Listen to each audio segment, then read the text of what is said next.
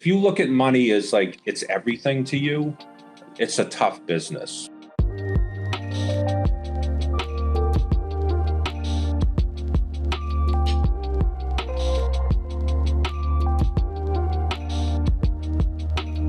Welcome to the Agent Investor live stream.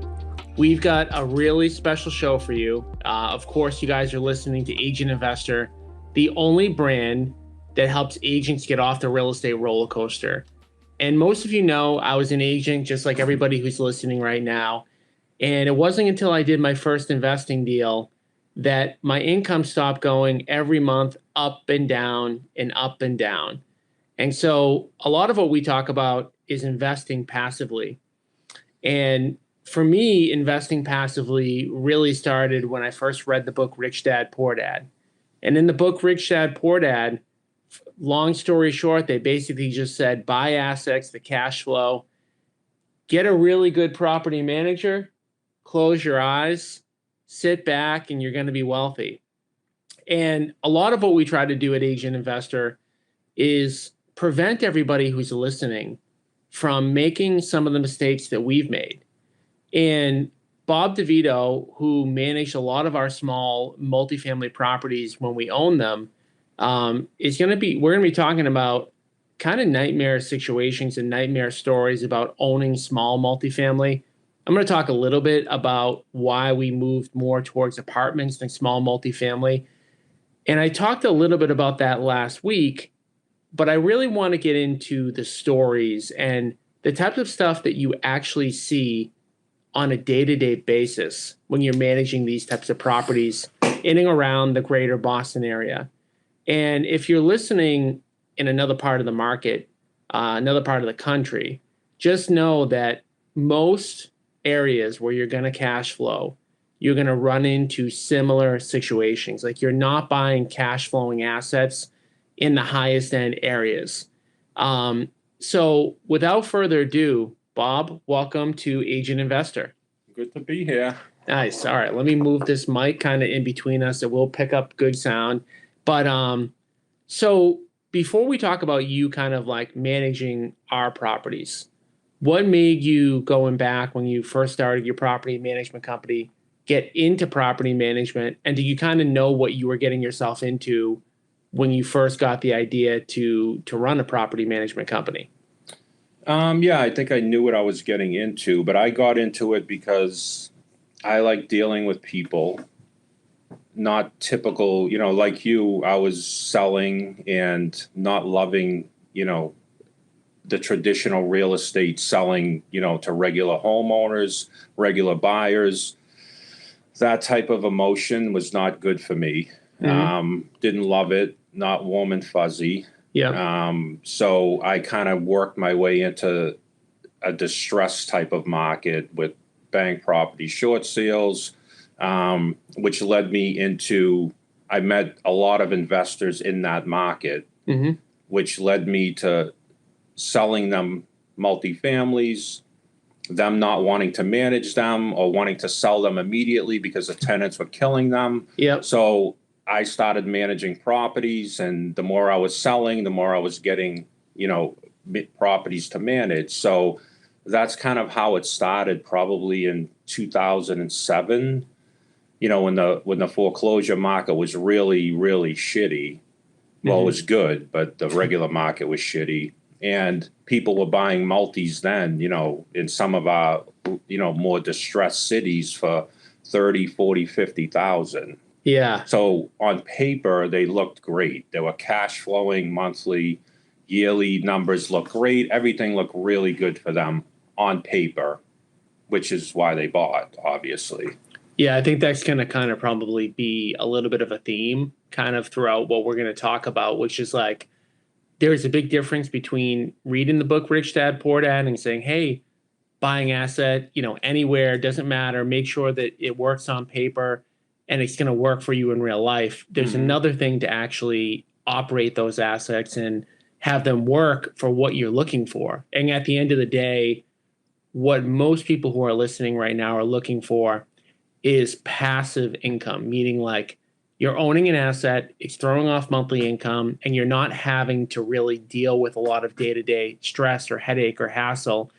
And it's crazy, like some of the prices that you're talking about, because I remember, properties like in areas like Haverhill and Lawrence, and I'm sure like that was kind of the neck of the woods that you're talking about for 30, 40, $50,000 multifamilies, buying 3 families in Lynn for $100,000. And again, no matter what part of the market that you live in, there were distressed assets during that 2007, 8, 9, 10, 11 kind of like 4 to 5 year window that you could buy discounted that didn't just look okay on paper, they looked really good on paper. Right. So with that being said, you sold some of these to people, and then you said that sometimes they wanted to sell them immediately. Like, why would somebody who bought this asset, the cash flows on paper, that's going to make them a millionaire down the road, like want to sell immediately? Well, I think most people go into this. This is the way that I dealt with a lot of the investors, is they go into it, and I think most investors think, if I can buy 1 or 2 or 2 or 3 houses, own them for 30 years, if you get them for 80,000 in 30 years, the tenants will pay them off. Mm-hmm. They'll be worth whatever, $500,000, and I'll have 1.5 million sitting there with 3 properties. Except for the fact that it doesn't really go that smoothly, because all of these people who bought had that dream. They all thought, yeah, this is what I'm going to do. I'm going to leave these houses to my kids, whatever they're going to do, or it's going to be their retirement. Started getting phone calls, started dealing with tenants. And of course, when you buy well-priced homes, they don't come with good tenants. Yes. It's just reality. So all of them, pretty much 99% of these people, within 6 months will just call me, say, can you dump it back on the market? And, me, I would just think to myself, like, all right, I know what it said on paper. And I would always tell, like, it's not real what you're seeing on paper. It's just made up shit. Like, could it be real in the perfect scenario? Yes, nothing's perfect. So when they would call me, I'd be like, all right, you're not making the $2,500 a month you thought you were making, but you're still making $800. Like, is that okay? And the answer was always absolutely not. For the problems that I'm having. Yeah. And especially in our state, in Massachusetts, and a lot of states are like this, where you just can't not get paid on the first and evict on the second. It just doesn't work that way. I know that's another thing that I think in a lot of these books, very, educational type stuff, they don't talk about a few things. And I think one thing they don't talk a lot about in a lot of them is the tenant landlord laws by state, and how they vary, and how that dictates kind of a lot. So on that kind of segue, like, what does happen? Say in a state like Massachusetts, and there's a lot of states that are out there, you can look up like how tenant friendly or landlord friendly an area is. But in a state like Massachusetts, let's say that somebody doesn't pay you, what is the real process for getting that unit vacant? How long does it take? What are you going through and stuff like that? Well, it all depends on the tenant and how good they are at manipulation, right? So if someone doesn't pay you on the first, it's so, you wait. So once you get to the 15th, you have options. You can send them a 14-day notice and hope they pay you at that point, or you can just send them an eviction notice. But, if it's January 15th and I send them a 30-day notice, it doesn't take effect till March 1st. So when March 1st comes, if they don't pay, we file again, and then we get a court date. And when you go to court in Massachusetts, all they want you to do is negotiate. So they're not going to say, hey, yeah, I'm giving you a week to get out to the tenant. They want you to negotiate, meaning, okay, we're into, the end of March now. So how about if you give the tenant, you sit with the tenant, and there's someone who's negotiating just sitting there with you, and they want you to give them, okay, I'll give you till May 1st to get out. And maybe they'll pay you, maybe they won't, depends on your agreement with them. If you want them to pay, you might have to give them to June 1st. But when May 1st comes, they're either out, or you have to file again, and then you can get the final eviction, which is going to cost you again to get, the moving company there, to get the locksmith there, to get all of the things that need to happen to get them actually out of the property. Because if they wait till the last day and they don't leave, the constable knocks on their door, and if there's shit in there, you can't throw it out. You got to put it in storage. Yeah. So there's a lot. I mean, it can take many, many months, again, depending on the tenant, depending on many different factors with the tenant. If they're young and they're smart, they can push it and push it. If they're elderly, the court's not going to let you, throw an elderly person or someone with a young baby out in the street. So you do need to take that into consideration. So it's just cost, right? It's holding costs. So a regular investor, sometimes they can't handle that. Yep. Or even if an investor's coming out with, when they came out with the giving people ability to be owner occupied in 3s and 4 families through FHA, they can move in that house and 3 tenants can stop paying them. Can they afford to make that payment when they're pretty much approved based on the rents? Yep. So, that's the house hack that everybody talks about, right? Like, first time buyer, get 3.5% down, buy your first 4 family, live in it for a year, move out, rent. And again, sounds great. Yeah. If you got the perfect tenants, and not a lot of them. Yeah. There's so many different things that you said that I want to kind of touch on. The first is that one of the reasons that we've shifted away from small multifamily, and I'm, purposely telling this story as of, where we're recording right now, May 2023, is back when you were selling these properties, short sales, foreclosures, whatever, people were paying $100,000 for these same assets that were throwing off less rent, but there was way more cash flow. Whereas like in May 2023, people are buying these assets on paper, having a few $100 of cash flow, hoping, and they need every single person to pay them every single month or there's going to be a problem. Right. And it's just such a different thing where when I look kind of at, the risk profile of, flipping a house or buying an asset or building something or whatever, the risk profile has never been so high because the margins to actually do this are so low. Like, you miss a few payments, and a lot of times people who are doing the house hack, they're out at that point. Right. Like they can't do it. But then the other thing, we have here real life tenant horror stories. And just for the people who are listening, how common is it for that situation to happen? Like, say that you buy a 3-family with two tenants in there. How common is it for there to be either 1 or 2 non-paying tenants, and for that tenant to go through that process of not, kicking the can down the road? Well, I think it depends how you're buying, right? So, and I'm sure you remember, I used to text you all the time, like, can you just buy a fucking house in a goodie, like in like downtown Boston? Yep. So I can get, a $4,000 a month college student in there, and you're just like, the numbers are just not even close there. Yeah. And so, as far as how common, it's very common when you're getting deals, because like when you first started investing, what was the cap rate? 10? Like investors wouldn't even look at a property. I wouldn't look under 10, right? For sure. And I think, in the way that and I could be wrong on this, I don't know, but probably not, because I'm usually not. But I think in reality, once they started letting people, regular owner occupieds, buy the 3s and 4s, and I think and I have to go back in the timeline, but I'm pretty sure that's when the cap rates shit the bed. 100%. And it wasn't even just that, though. It was that inventory is so low now that a lot of people are house hacking, maybe not because they want to, but because that's the only thing they can qualify for.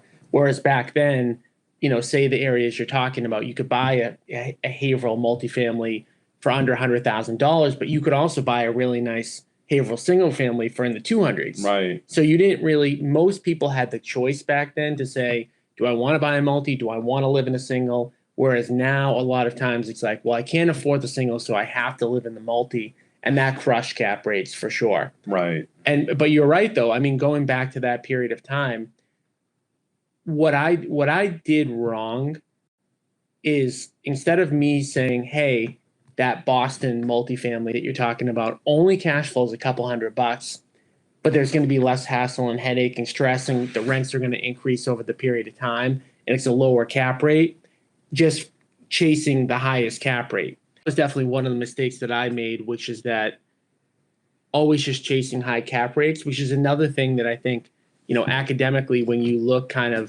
you read a book or you listen to something and you're always, fighting for that. But that's something I wish I had kind of done in hindsight, is going after maybe lower cap rate assets, which is what we're doing now, and not necessarily, fighting to get the highest yield we possibly can, or highest cash flow that we can on a month-to-month basis. Right.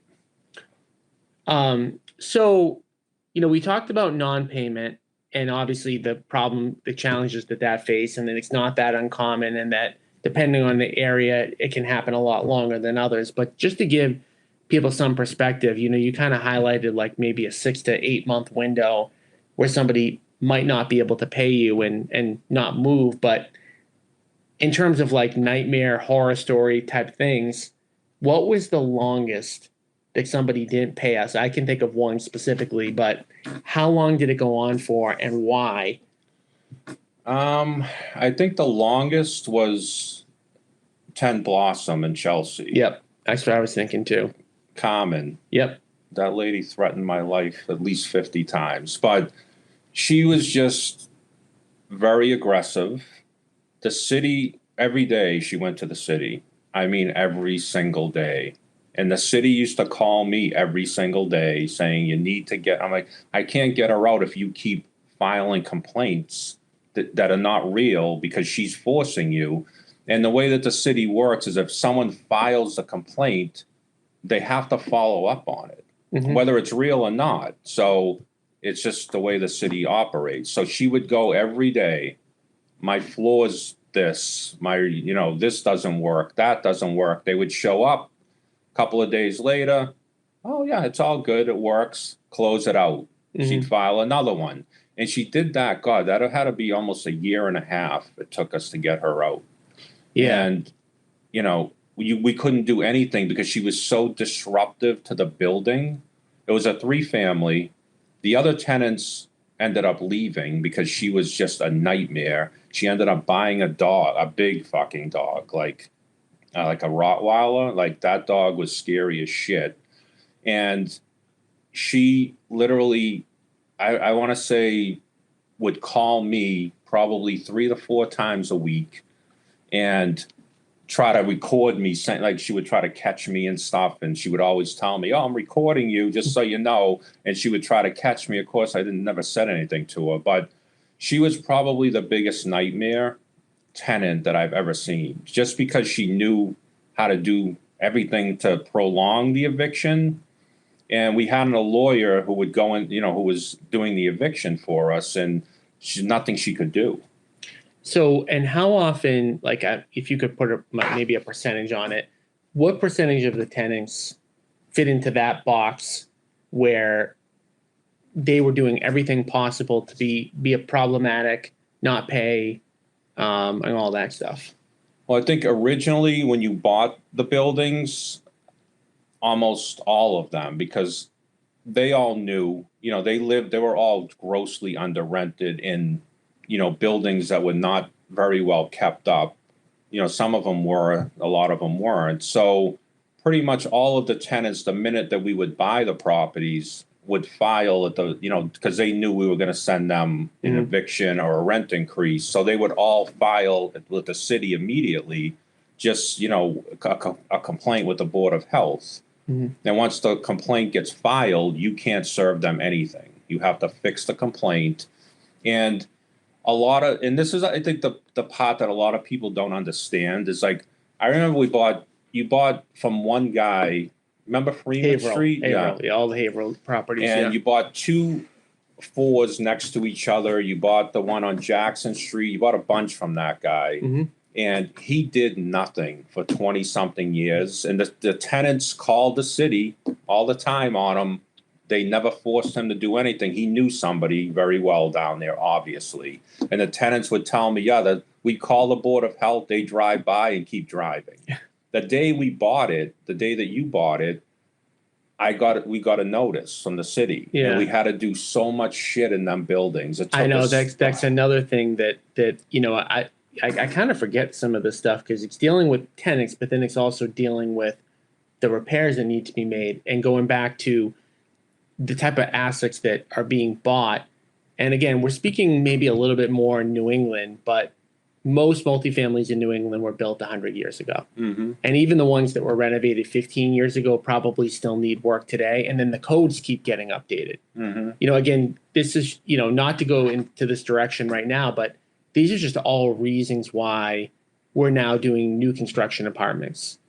Talking about being in better areas, talking about having they're just brand new, talking about not inheriting any tenants, us Mm-hmm. being the ones that are kind of putting them in the buildings versus, just inheriting, people. And that's another thing that I think is kind of a negative about buying multifamily today. Whereas when you were selling those properties in 07, 08, 9, and 10, a lot of them were vacant. Oh, yeah. A lot were completely vacant. Almost all of them, yeah. Most of them were vacant. So, and I remember most of the properties that we bought were vacant. And as time went on, all the vacant properties, all the foreclosures, all the short sales, they kind of just went away. And they're not there today. And so what was left over, maybe going back to 2015, 16, 17, you'd be lucky if you could get maybe a 3-family with 2 people and out. Right. But a lot of times you were buying it maybe with 2 tenants in there. And then we got to a point, there was one point, I don't remember what year it was, maybe 2017 or 18, where we just said, we're not buying any more buildings with all tenants in them. Mm-hmm. And we just kept making, adjustments all the while, we kept pushing out the areas we were buying in. We started out in, relatively commutable to Boston, and then we started going further and further out. How would you kind of compare and contrast, talking about areas that it's a little bit more landlord friendly? How would you compare New Hampshire to Massachusetts just in that capacity? It's a much easier in New Hampshire to evict people.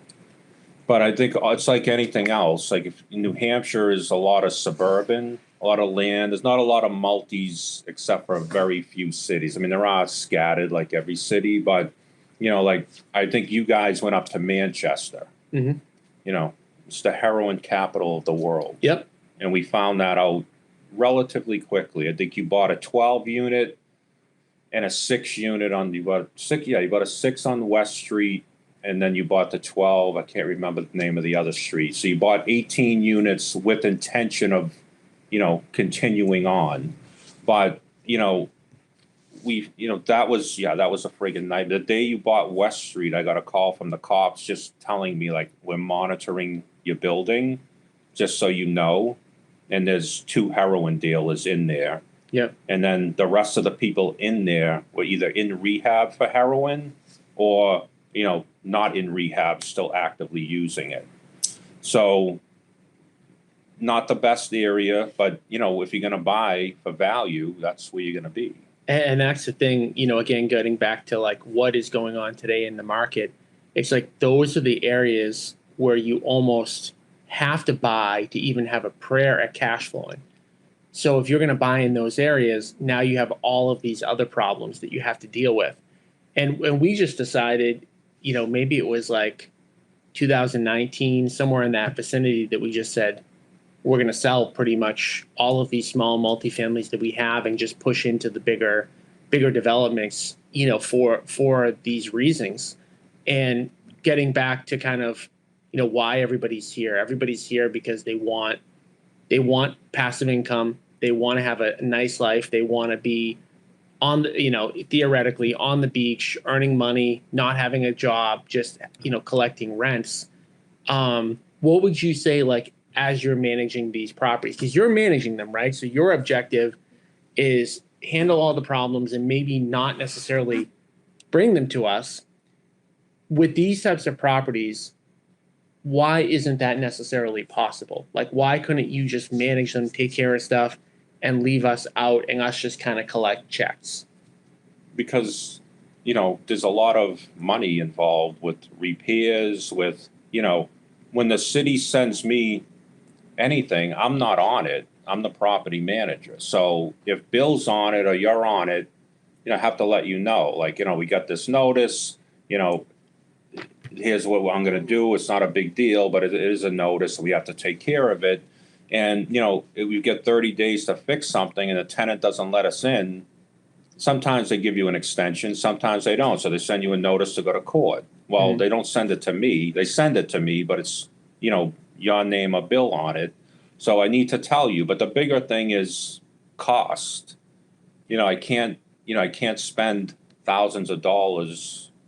Well, I can, but you probably wouldn't have liked that. So I need to I need to let you know, like, oh, well, if I call you or I text you a bill and I'm like, this property needs, $3,000, like, I'm getting a phone call. Like, why? Yeah. Well, this is why. Well, are you sure? Did you get multiple? Like, that's a lot of money. Yeah, it is, but it needs to be done. So, you can't really just be out of it unless you just don't care about money. Right. And I think, all of these things, like all of the problems, whether it's that money needs to be spent or somebody needs to be dealt with or the police are being called, it's like a lot of them have to go up to the owner. And it makes it where it's not passive. Decisions on whether you're going to evict or not evict, or how much you're willing to spend, or are you going to give, somebody cash for keys? How much are you going to offer them? Just all of that stuff. Are we going to renovate the properties after the people move out or not? Or what type of renovation is going to be there? So they're just extremely, intensive, time intensive, capital intensive. And we bought them at the right time. We bought them when the market was low. We bought them when you could cash flow pretty well on them. And, of course, this is going to sound like I'm very, anti-small multifamily, but I just think that until you can buy small multifamily in areas that are worth holding, in areas that you feel good about holding them, like, I wouldn't be a huge advocate of doing it, at least as of right now. What are some other just like specific, horror story or nightmare, tenants or situations that you were involved with when dealing with our properties?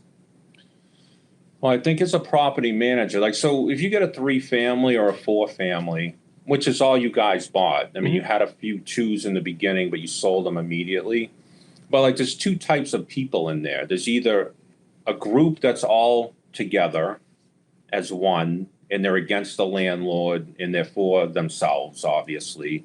Or there's people in there that are constantly fighting each other. Neither one of them's good for you as a landlord, because, if they're all together, they know what each other's doing. If one of them gets a notice to up rent, the other one start fucking with you or doing whatever they're going to do. Or, if they're all against each other, it's just constant calls of, okay, this one's doing this, they're on my thing, or they're leaving their shit in the hallway, they're leaving stuff in the basement, they're not supposed to be in there. So there's always, that part of the business is the property management business and a landlord yourself is kind of a negative business. You don't get calls saying hello. You only get calls saying there's a problem. No matter what time of day it is, you have to fix it. And whether it's 8 in or midnight, there's an issue. But, as far as there's so many, horror stories are just, I'm gray from these properties, truthfully, but there's a million horror stories. But I think the biggest thing for me as a manager was just, seeing how good tenants are, because people look at tenants, and whether they're on a program or they're, working at, CVS and holding 2 jobs and 7-Eleven at night, they know how to survive. Like, this is their house. This is where they live, and they know how to play the system. And I think, and the other thing in Massachusetts is when you walk into most courtrooms for an eviction, there is free lawyers for tenants. They don't have to afford them. They can just walk up to the table and say, I want representation. And next thing you know, you're in court against a lawyer when you wouldn't think you would be. Yeah. Because you'd say, oh, they don't have enough money to afford a lawyer. They don't need any money. In Massachusetts, they just get a free lawyer. Mm. So, there's a million stories of, different things happening, fires, people shooting heroin on the back porch in front of children, people, in Peabody, when you had the Foster Street house. I mean, I'm getting calls from the cops every other day. We had a couple of tenants in there who were shooting up constantly, leaving their needles all over the place. That was an 8-unit building. The other tenants had children. They're picking up needles. They're doing, all this stuff. It's crazy. The bed bug store, like you had that building in Peabody. We had a decent couple living in there.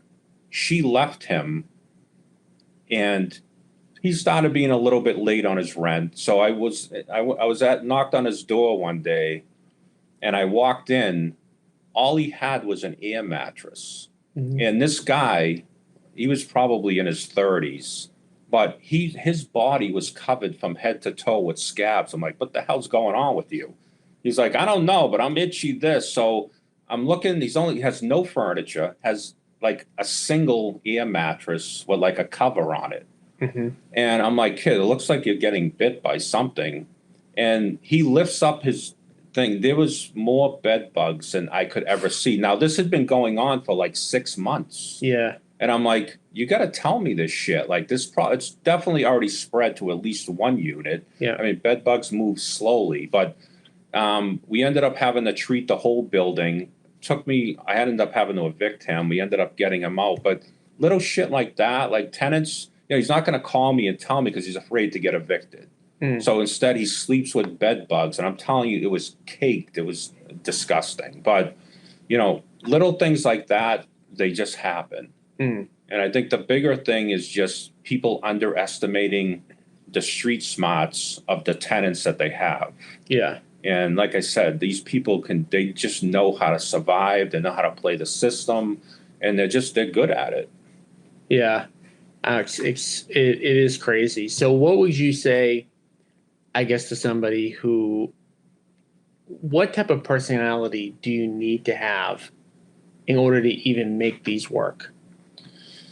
Well, I think the biggest thing is you can't really care. Like, you can't be looking at money as like if you look at money as like it's everything to you, it's a tough business because you are going to spend money, you are going to lose certain months, and I think a lot of people. Do you think that you need to have like good cash reserves in order to? I think you really do. Yeah. And I think you have to have a pretty laid back personality, and you have to understand people are people.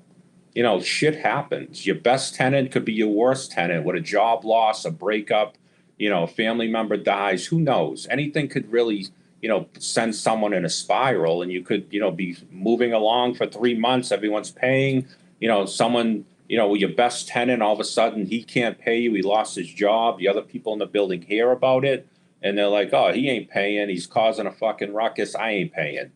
Shit happens. Like, yeah. I think when I was selling all of your properties for you, it was kind of funny because the agents who have these investor buyers, a lot of these people are newer because of the whole FHA scenario who are buying the 3s and 4s, and they don't really tell them the truth. They just look at the numbers and they say, oh, this house is great. You'll live here. You'll get this. You'll only pay $200 a month for your mortgage. And these people buy, and I don't say shit. I'm selling the property like it's not my job.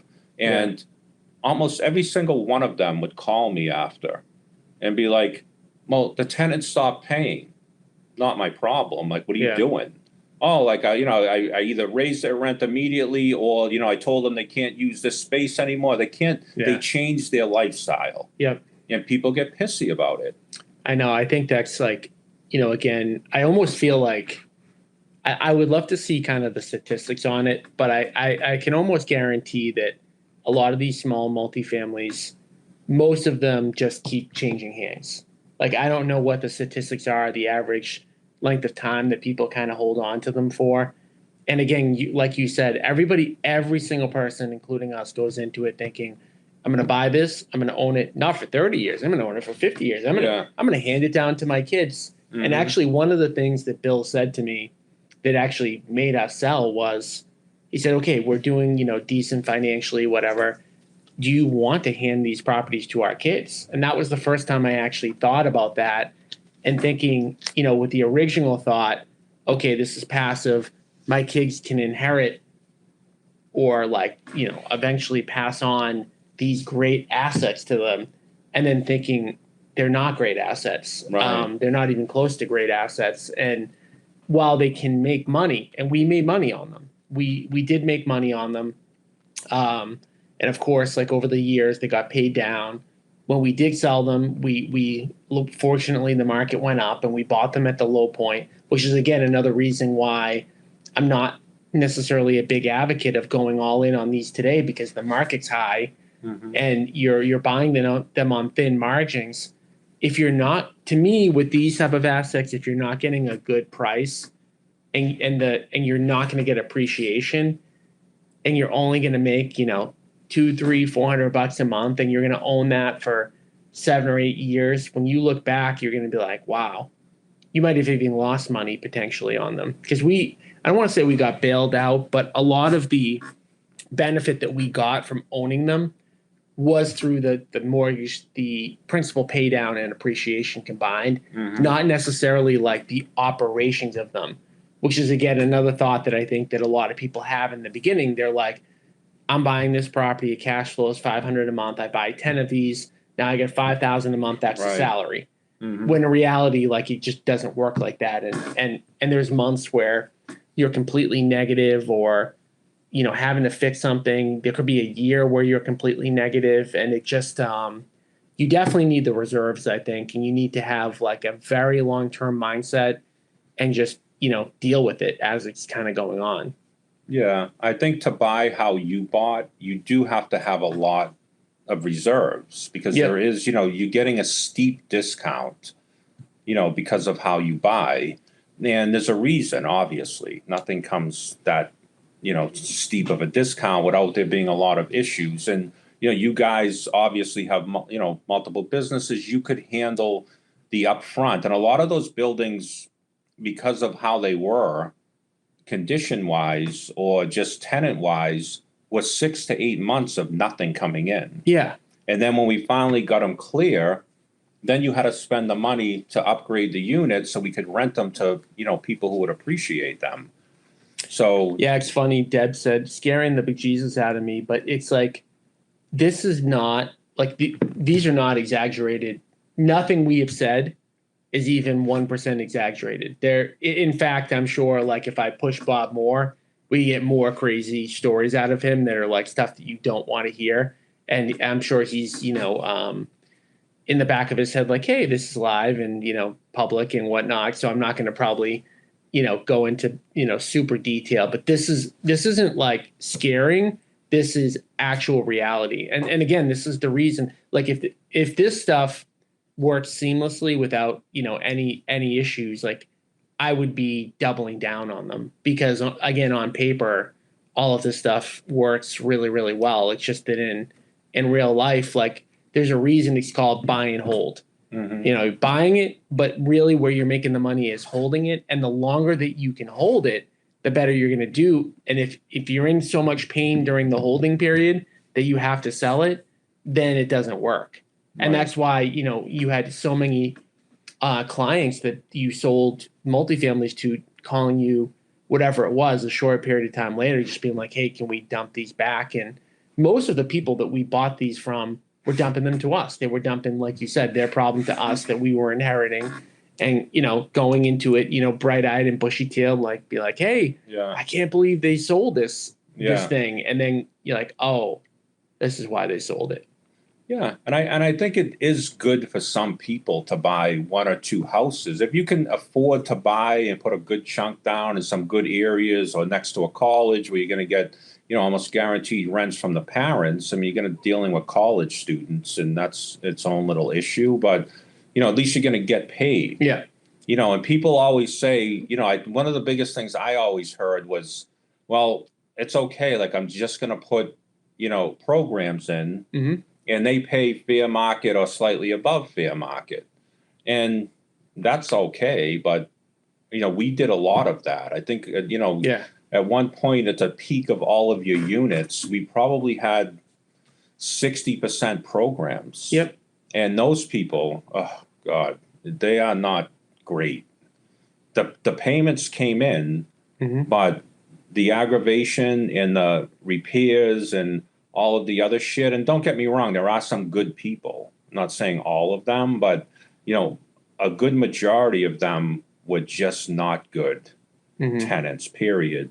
And yeah, we did get paid every month, but that was another. And again, when you deal, this is the way I look at it. Like when you deal with government, and we kind of both know how I feel about government, but when they decide they want to do something, like we were in the middle of all of that. And some people who live in Mass will probably remember this, but a lot of programs were housing people in hotels. And they were, the hotels were getting their rooms filled, and the government was paying them like they pay a regular landlord. And then at one point, they stopped.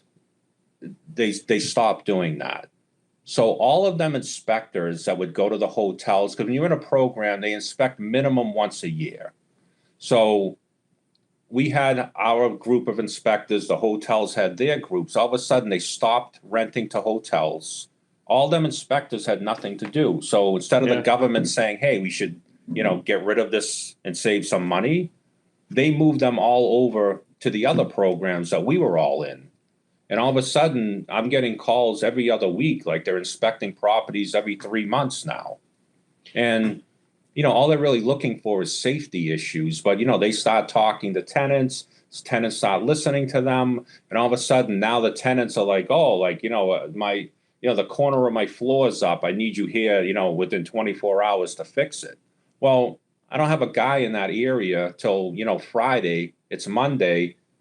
Not going to happen. I got to take him off another job, send him there. It's just cost. And everything, as time went on, costs start going up, which not affecting me. It's affecting you or any landlord. So another comment just came in, and I think it addresses kind of a bigger point. The question was, is it better to stick to individual condo units? And this is kind of the types of questions that we help analyze for people that are in the inner circle. If you have not booked a call to talk to me about things like this, I would highly recommend you do so. You can do that at www.agentinvestorinnercircle.com. If you're interested in, getting help and mentorship and coaching from us, that's the first step to get on a call with me to see if we can help you. Again, you can go to www.agentinvestorinnercircle.com, because the answer to that question, is it better to stick with individual condo units, or is it better to do multifamilies, or is it better to invest passively, or is it better to just fix and flip, or is it better to buy, short-term rentals? That's an individual question that I can't answer with knowing a bunch more details about you specifically. I mean, I can talk globally about how I feel about condos. And the one thing to keep in mind with all of this stuff is that there's pretty much pros and cons to each thing. So you have to really think about, like, what is your objective? And that's why when people join the inner circle, we walk you through a 5-step process to figure out where you're at today, where you want to be in 5 to 10 years. And then the third thing that we talk about is, what's your investment vehicle? Like, are you going to flip? Are you going to wholesale? Are you going to buy small multifamilies, condos? Are you going to invest passively, just earn income and then invest in deals? Because depending on who you are, what stage of life you're in, what you're trying to achieve, that can be different. Like, and I'll just address the condos just really quickly. The first thing about condos is that you'll have a really, really hard time in 2023 finding condos that are going to cash flow, unless you're just buying them cash, or you're doing something to pay down, the note as much as you can. The good thing about condos is that, the exterior and, a lot of them, snow removal and plowing and all that type of stuff is taken care of for you. So they're kind of by definition more passive. But the only negative there is that you typically have condo fees associated with them, which tends to make them a lot less profitable. And then you can get hit with assessments as well. but it depends. It all really truthfully depends. And as we're sitting here talking about like how bad it is to own small multifamily, there are going to be some people that I'm going to talk to that we're going to leave the call being like, hey, maybe you should do small multifamily. Maybe you're the right type of person. You have the right goals. You're buying in the right locations. You have the right amount, money, reserves, this, that. So every asset class is for a specific type of person, depending on who you are. But I do think that like where we're kind of standing today, it's really hard to be profitable on passive income properties if you're not doing like the heavy construction apartments that we're doing. Like I think that there are a lot of negatives in a lot of pockets, whether it's short-term rentals and how overvalued those are, and how they're so tied to discretionary income. I could go up and down kind of the list. And that's why we're doing, like, I believe in what I'm doing because I've thought it out, and I'm not saying I'm always going to be right, but there's a reason why we're doing what we're doing. And there's a reason why we sold all of these small multifamilies, because it wasn't helping us achieve our long-term objectives. And I think the long-term objectives that we have are very similar to what most people want, which again is ownership of assets that are going to cash flow, appreciate over time, and provide you with the least amount of hassle that you can have with owning an asset, and keeping in mind that nothing is ever completely passive. So if you guys have any other questions, put them in the comment section. I'll take a look at them later today. Bob is definitely, a wealth of knowledge with the stuff. He's got a ton of experience with it.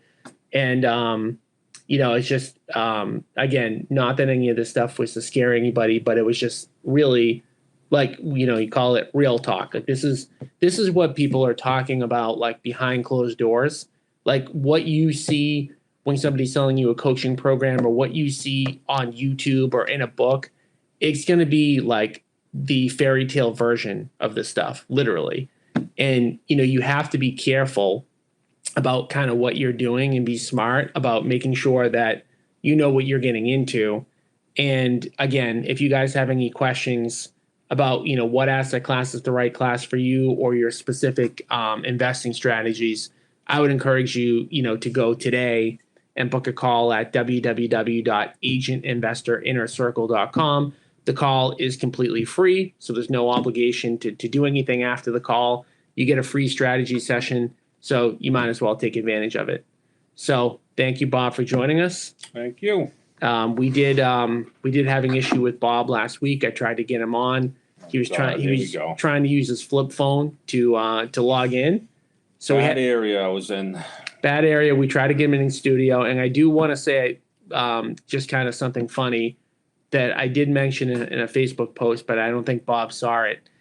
Every time that Bob sends me a message or calls me, my daughter counts how many times he swears during the conversation.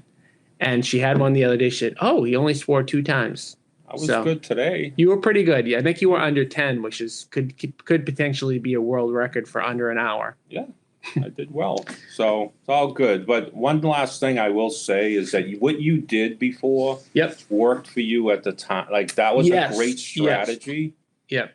And I think people have to understand that, like, you are, and I'm not pumping your tires because God knows you can do that on your own. Yeah. But like, when you switch to something, and I've known you for a long time, you and Bill, and you guys are always in front of everything. And if someone can do today what you did 10 to 12 years ago buying, good luck, and it will work in the, even short and long. Not sure that's possible anymore. Yeah, and it may, and that's the interesting thing. Like a lot of people, when I talk to them about the stuff and saying like, it's not a good time to buy right now. I think a lot of people are like, oh, well, it will be a really good time in a year. It will be a really good time in 2 years. That may not happen. Like that literally, like you may never see 3 families in Greater Boston for under like, close to $1 million ever again. And I'm not predicting that. I'm just saying that like, that just goes with like the shifting, right? Things change. Like everything always changes. And this is why like another really reason why like being in the inner circle is important. because you want to be ahead of whatever the next trend is. And this is why, like, I talk about so many trends, and I get really, I don't know the right word, like enthusiastic almost about like the wrong trends, because I can see them, from like a mile away. And I see like, so when everybody's saying buy Bitcoin, when everybody's saying do short-term rentals, like, it is not the right thing to do. I promise you, like, every person in the world doesn't have the right idea at the right time. What it usually means in almost all cases is that you're behind the curve. Mm-hmm. So for the people that are on now and they're like, oh, I want to do short-term rentals, I'm like, that ship sailed 5 years ago, right, or whatever the time frame is. Like, right, that's gone. All the money that, like, getting in early with any of these ideas is where the money's made. Not getting in like when the last person is telling you like a stock tip. And that's what I feel like a lot of this stuff kind of is. It's like somebody looks at what we did 10 years ago and they go, well, Tom's telling me not to do it. Maybe he just doesn't want me to be successful. Like, no, like that ship just sailed like multiple years ago. right. Because I mean, I've told you 1,000 times, like, why are you why are you giving away everything? Right. Mm-hmm. And I've said for at least 6 or 7 years, because, you are very honest for what you're doing. And, I never really understood it in the beginning, but, I think what you're saying is absolutely right. And, everyone jumps on to make the little money afterwards. I'm going to sell a book, I'm going to sell a program, I'm going to do this. But as you said, it's too late then at that point. And I think since I've known you guys, you've always been doing things that no one else does. And people question it. I mean, it's natural to question, why would I believe you? Why would I do this? Well, at this point, you do have the track record of being right, as hard as that is for me to say, and successful at it. So, the day I met you, I thought you were a typical investor. Yeah. Like, here's another fucking guy who's telling me how great he's going to do. He's going to buy all this shit. And I remember thinking, I've met 50 of you in the last month. Yeah. But the difference is you follow through and you actually achieved your goals. The funny thing is, though, is like, I probably thought back then I knew more than now. Like, now, like, I feel more confident to say kind of like, I don't know everything. I'm not 100% sure what's going to happen, but I do know that for the most part, we are putting a ton of thought into the stuff. And it's also like, for people being in our inner circle, we're passing along this information, but I've got my own inner circle of people that I talk to that, invest at a high level, that we talk to each other. What's working for you in your market? What's working for you in your market? What do you think the best strategy is? And that isn't always a guarantee that it's going to produce the best result or the best thought. But I can tell you that, like, it a lot of times prevents you from doing stuff that just doesn't make any sense at all. Mm-hmm. And nothing's ever going to be perfect, but, I think that the strategy itself, having the right strategy matters a good amount, because you can be really good at a bad strategy that's not working in today's market and you'll still lose. Whereas, like, again, if you went back 10 years ago and you just started buying up like a bunch of multifamilies in Dorchester and Boston and, Lynn and whatever, like, you probably could have done a lot of wrong things, but still ended up on top, which is why, we're having this discussion today where it's like, don't do the wrong strategy, even though it worked, at some point in the past. Yeah, good point. I love it. All right, guys. So thank you for tuning in. We had a lot of people stay on to the very end, and I appreciate it. And www.agentinvestorinnercircle.com.